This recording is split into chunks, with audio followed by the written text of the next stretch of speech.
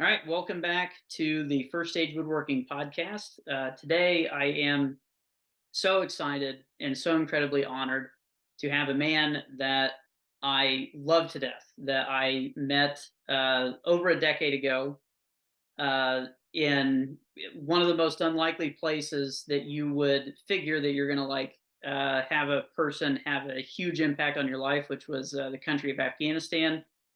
We did not know one another before we actually got to the country, and just kind of the rough aspects of being in a war zone that was a pretty kinetic, combative environment really brought us together in such a way that can only be described as brotherhood. So this is my dear friend Josh Johnson.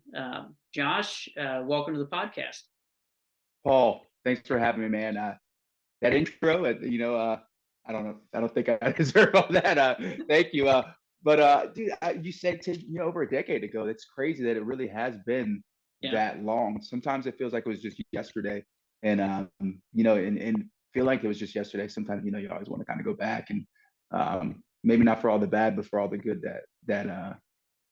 that existed in that time. So, yeah, thanks for having me, man.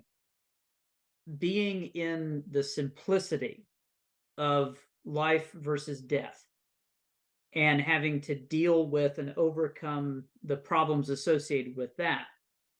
Um, I think that it removed any and all differences between you and I and everyone else that was there. It's just like we literally don't have time to complain and focus on small things, Yeah. like sweating the small stuff. Like we have to focus on surviving the day. Like that's Yes. making sure that we don't get killed in the night. Yes. It really was that real of a situation. I know that the start of that day, I remember I was reading my Bible, but to continue that day, going on and on, I remember right before that happened, I remember you and I were doing something and we're walking down this alleyway.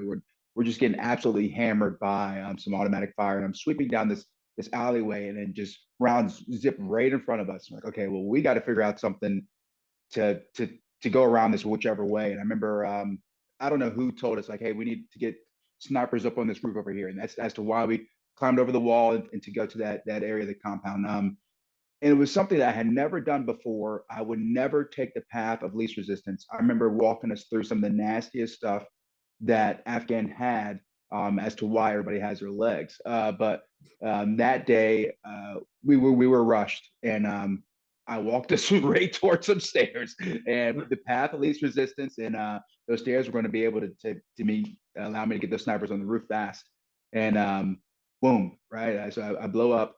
I remember I'm getting carted off to a vehicle, MRAP, MATV. I can't remember exactly what it was. And There was a lieutenant that passed me, and he asked me what happened, and I'm sure I was blah blah blah blah blah. And then somebody, peripheral me told me, explained to him what happened, and I saw him later on. Um, and he said to me, he's like, "Man, you must be one of the luckiest people I've ever met." I told him, I said, "I don't believe in luck. I believe in God," and I've said that for the longest.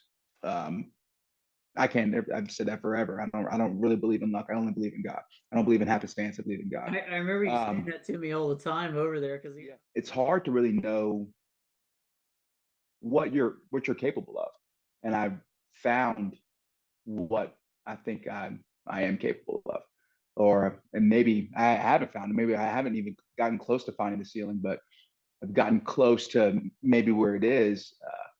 But I'm more thankful for that event, and I would have it happen to me 1,000 times over than to never have lived that through that at all. Mm.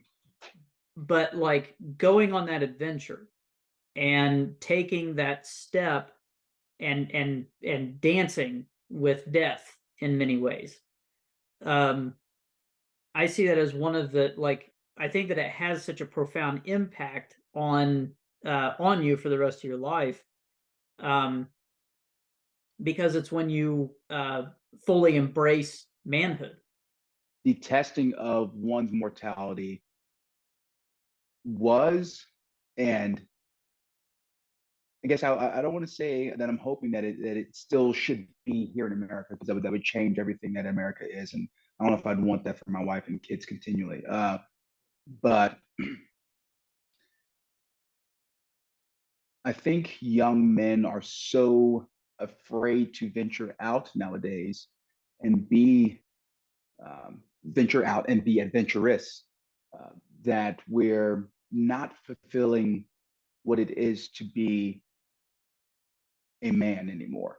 But there's something about doing something for the sake of it being hard that's going to call out the best in you, you know, and I think that it ultimately like makes you unite with um you know the greatest possible good, and it makes I started telling myself, they died, you live, they died, you live. Think about all the guys that we had lost, previously to me before my injury.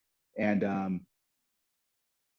I was saying that because I wanted to make sure that their sacrifice did not go to waste by my efforts. So if I'm going to do something, why not do it 150% opposed to just go do this easy thing?